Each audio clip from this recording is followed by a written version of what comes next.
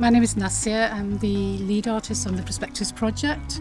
And I'm Owen. I'm the director of Ways of Working, the arts organisation that's curating the project and is partnering with National Museum Wales St Fagans. Perspectives is a really amazing project that's happening across the 6 National Museum sites in Wales. This particular project in St Fagans is opening today, and it's all about a set of interactions and a set of interventions into the collection and into the built environment of the museum, questioning narratives of power around colonialism and empire. So we have 4 interventions here. The first one is in the atrium. We have a question that's posed each month in 7 different languages, the most spoken languages in Cardiff. And we ask a question and we invite members of the public to respond by using a sticky note and placing that on there.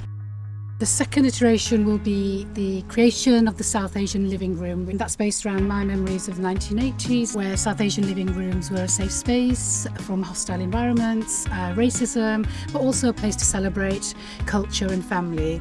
The main piece which really sits centre in that is that the sofa, which belonged to Clive of India.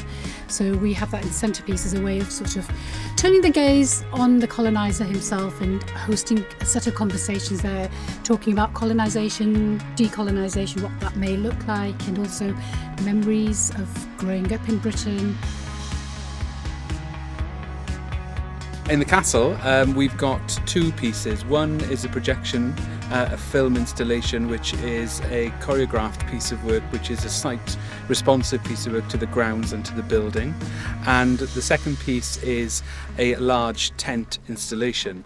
And they both are connected to the research that Nassia has been doing around the castle and the families and their relationship to Clive of India, and therefore to colonialism and empire. So bringing these global narratives of power into this local landscape in Wales. The tent is an interpretation of the tent that belonged to Tipu Sultan, who was the Emperor of Mysore, who was killed in combat against the British. And when he was killed, the British looted his palace and took many, many, many valuable artefacts, and including his tent, which was kind of like a moving palace. It's very sumptuous and grand. The original tent is in Powys Castle, where a lot of his artefacts are held. With their permission, we have high-res digital images, and we've recreated the tent in our sort of interpretation of it, as a reclamation, as a uncovering of the untold stories, as a way of embedding his story within the narrative in these grounds. And inside the tent you've got a dialogue, 2 pieces of text which speak to each other. The first is extracts from Tipu Sultan's dream diary, and the second piece is a set of conversations between Nassia and Tipu Sultan. So there's an imagined dialogue between the 2 characters.